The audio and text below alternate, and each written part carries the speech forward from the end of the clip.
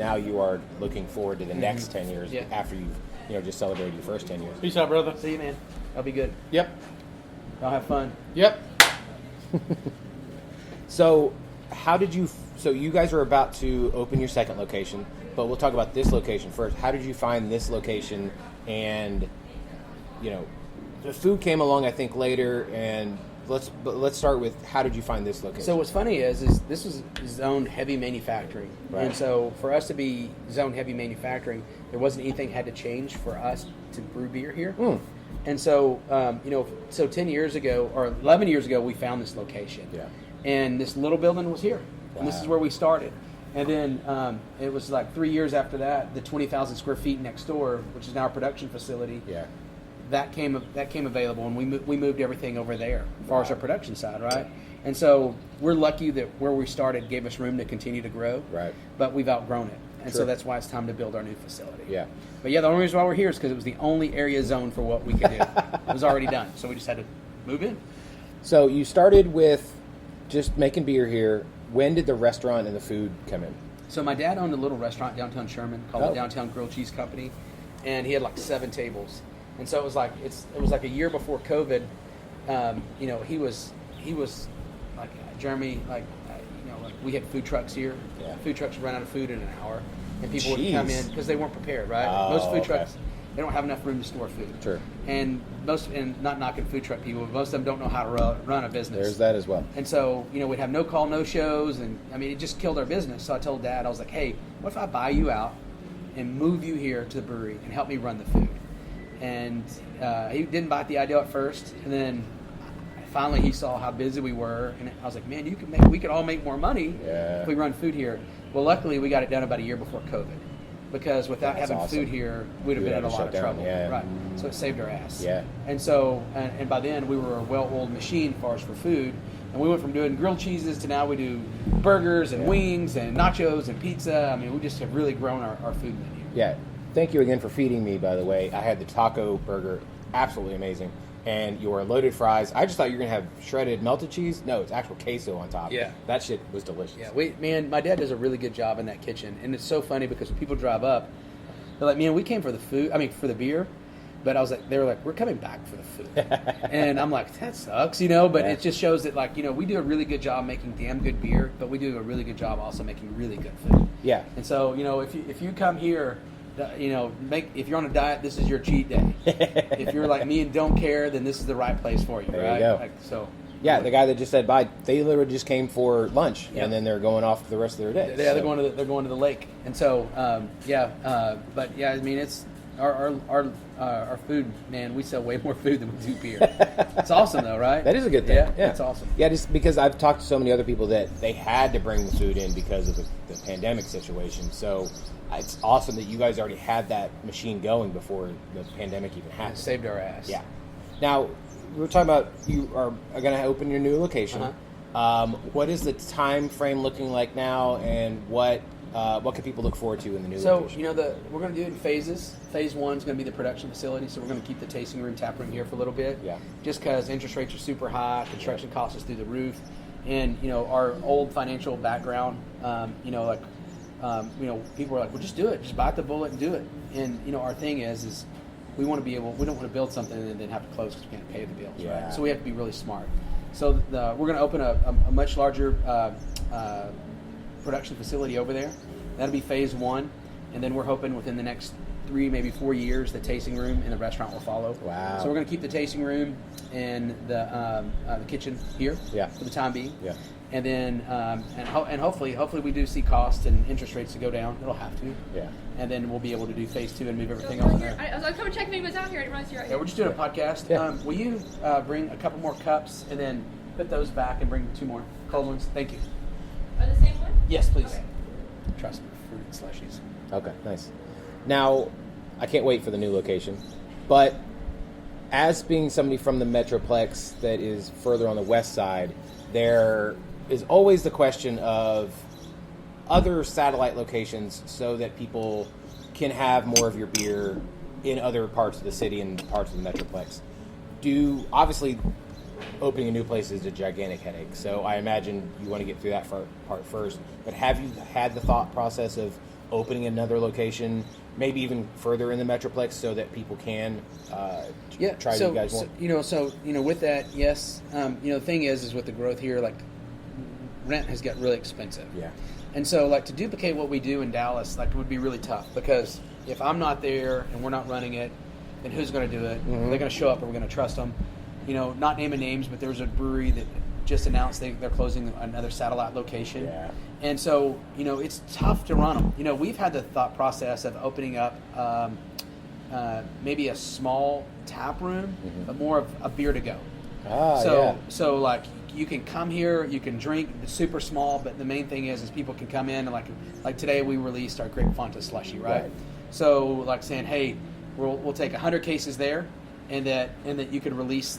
People could come because people say I can't drive all the way to Sherman and get this new release. Yeah. But now that they have, speaking of, we're about to try it. There we go. But then they have the opportunity to. Thank you, Carly. They have the opportunity to just drive to our satellite just beer to go place. Yeah. Right? So this right here, this is part of our kind of like our soda inspired seltzer, slushy seltzer lineup. But this one here is made to taste like a grape Fanta. So it's our seltzer base, 6.2%. And then we actually add Concord grapes to it. So it's like this nice purple color. Yeah. Cheers. Cheers. And you can smell it. I mean, it literally tastes like a grape soda. Oh, it does. And hot day like this is perfect. It's refreshing. Oh, it's beautiful. It's everything. And so, we really didn't get into the seltzer game because it's the hype. Mm-hmm. What's funny is during COVID, people kind of got right with their bodies. And so many people figure out, hey, I'm allergic to lactose. I'm lactose intolerant. I can't have gluten. I can't have this. I have a meat allergy. So we had a lot of people said, do you have a gluten-free beer? Yeah. And I'm like, I don't know how to brew it. Right. So we looked into it. Let's just do some seltzers. And they take like 2 weeks to make, right? Sometimes. Okay. It just depends on how the yeast does. Because you use champagne yeast to completely dry it out, and it's what makes it that nice, crisp, bubbly. So it took some time for us to learn, but man, we sell the heck out of these. Yeah. And so this is what we're releasing today. We've done the orange, like the Fanta before. And this is the grape. We've done a Dr. Pepper one. We did a Mountain Dew inspired one. Right. We did a Coca-Cola one.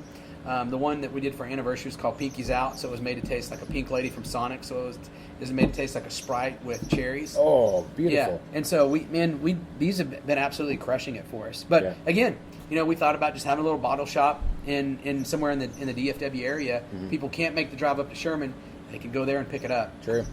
It'd be super easy, minimum to run, and probably with 1 or 2 employees. Yeah. And they can make a nice little living doing it. People tipping them, coming in and buying it, working the tap room.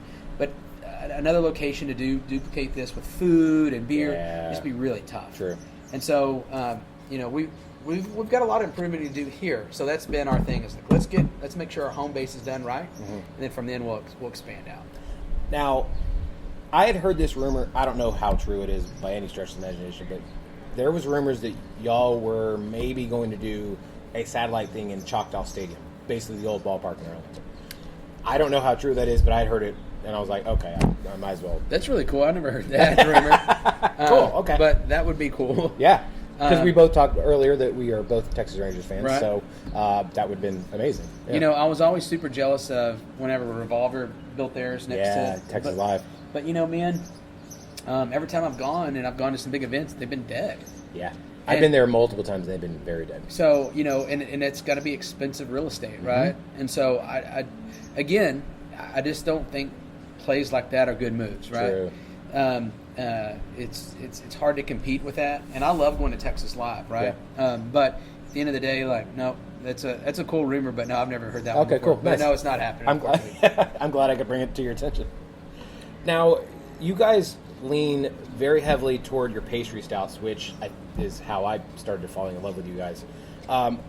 Was that by design, or did it just happen to where, oh shit, the stouts are selling really well, let's keep riding that train? So, what we saw when we first opened, because we were like the number 8 brewery to open in the DFW area. Wow. And then now there's hundreds. Yeah, there's, last count from what I've heard, like 82, but we're probably closer to 100 at this point. And so every time a new brewery opened, they were the hot new thing, right? Mm-hmm. And then another new brewery opened, and they were the hot new thing. So what we looked at it is like, well, how can we be the hot new thing every week? And it's like, let's release just different beers. Yeah. So, so like every month we release 3 different slushies. Every month we release a new pastry stout. Every month we release a new IPA. So we became known, and just like Martin House is the breweries that's always releasing new beers.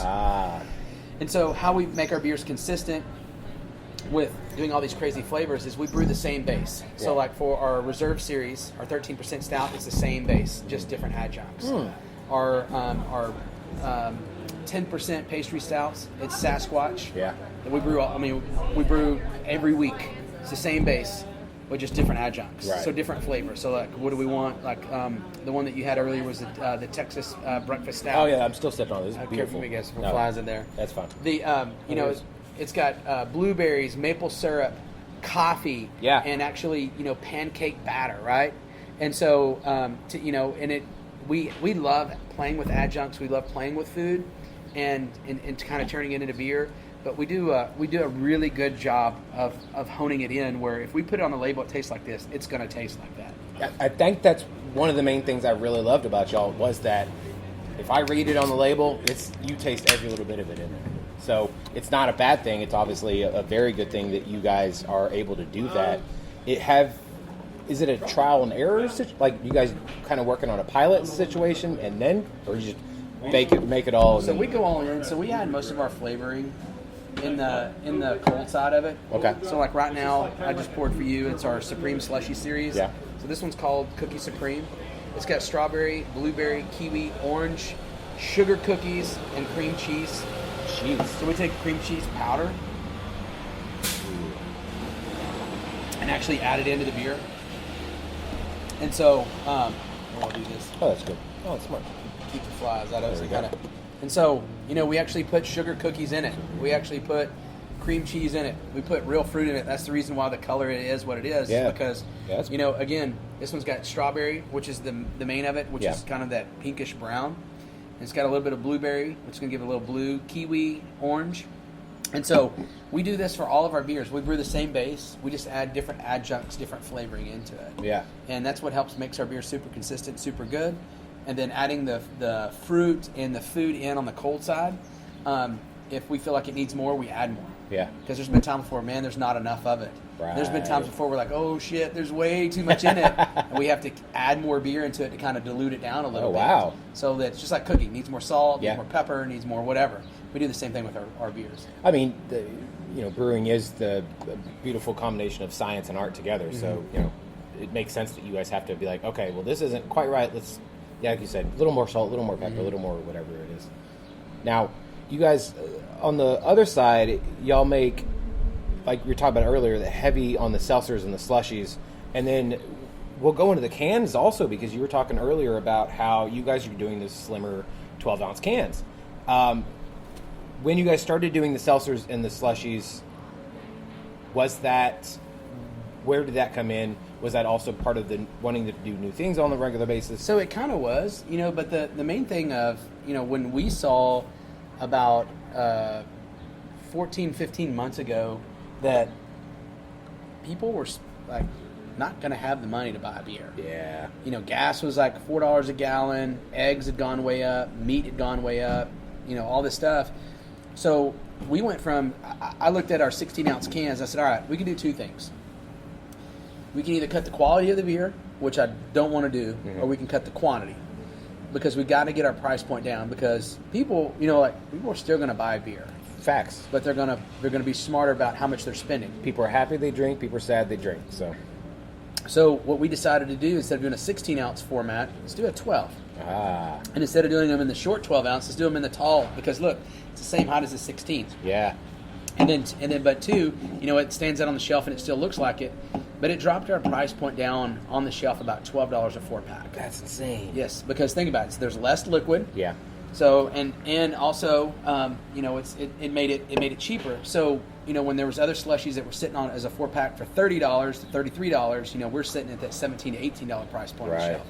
So theirs are sitting and ours are moving. Right. Because at the end of the day, people are like, I don't care if it's less ounces, it's cheaper. Yeah. And I still want to drink really good craft beer. And so, people give us crap about our stouts being in skinny 12-ounce cans, but we're selling